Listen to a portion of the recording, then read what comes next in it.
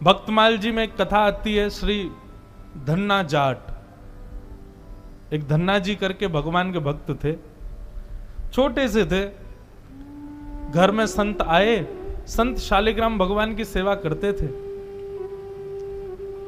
अब धन्ना जी बैठ करके देखते थे और देखते ही बड़े खुश होते थे। कभी दही से स्नान, दूध से स्नान, पंचामृत से स्नान, जल से स्नान, फिर इत्र आदि लगा के, तिलक लगा के उनकी आरती पूजा, तुलसी अर्पण, ये सब देख करके धन्ना जी को बड़ा आनंद आता था।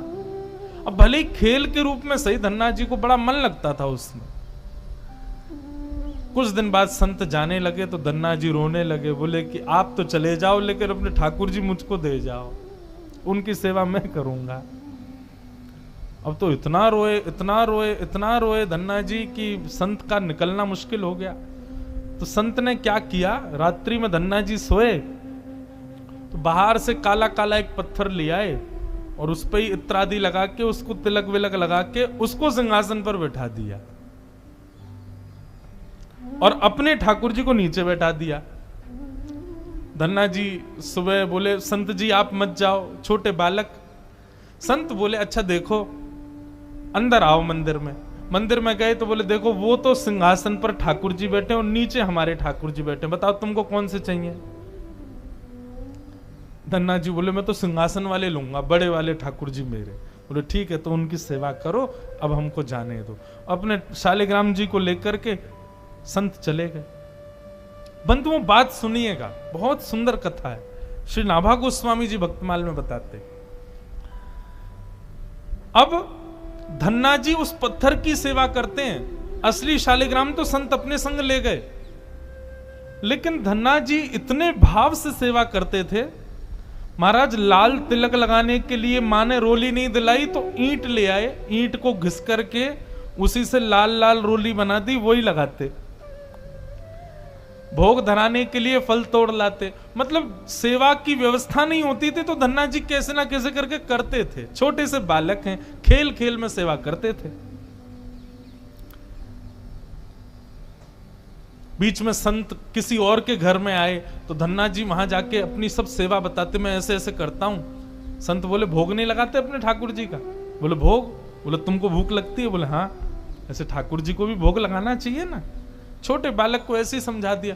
अब तो धन्ना जी ने मां से आज बढ़िया खिचड़ी बनवाई, कड़ी बनवाई, रोटी सब्जी बनवाई और भोग लगा के ले गए ठाकुर जी के पास। संत ने बताया था पर्दा करके भोग लगाना, पर्दा लगा दिया, भोग ठाकुर जी के सामने धर दिया।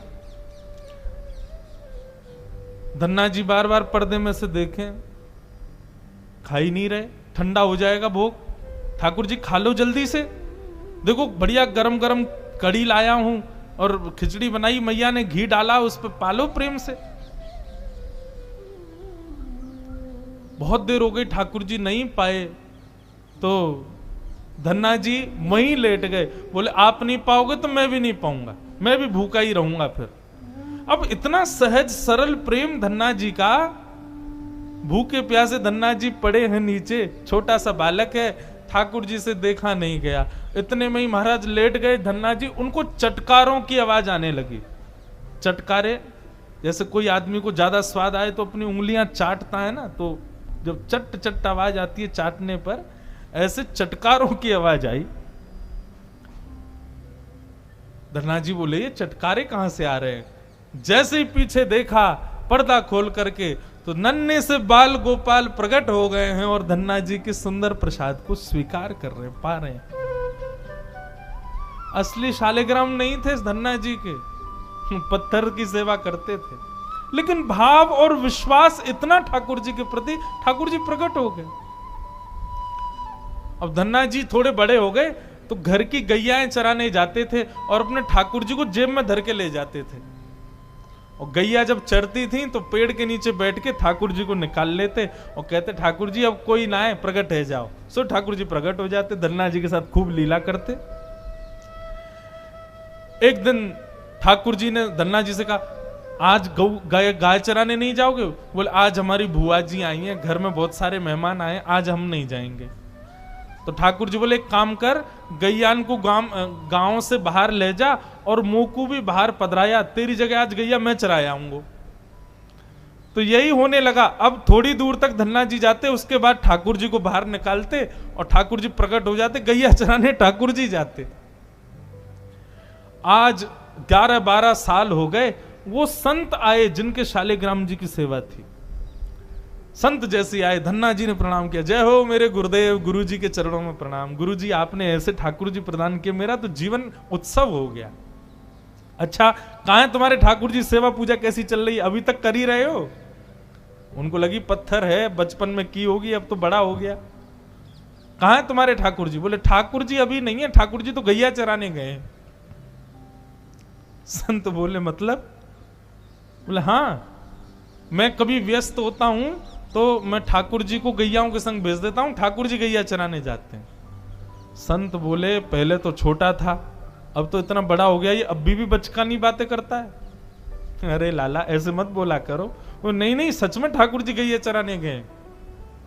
आपको विश्वास नहीं? शाम को चलो मेरे संग। शाम को संत को ले गया तो महाराज मार्ग से गाय आ रही हैं धन्ना जी की ओर, और धन्ना जी उछल रहे हैं, देखो देखो देखो ठाकुर जी गैया चरा के आ रहे हैं। संत बोले गैया तो दिख रही है, ठाकुर जी कहाँ हैं?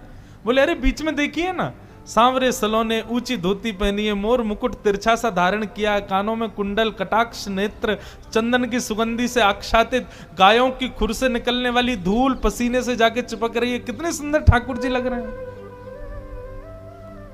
संत बोले ये सब बातें तुमको कैसे पता?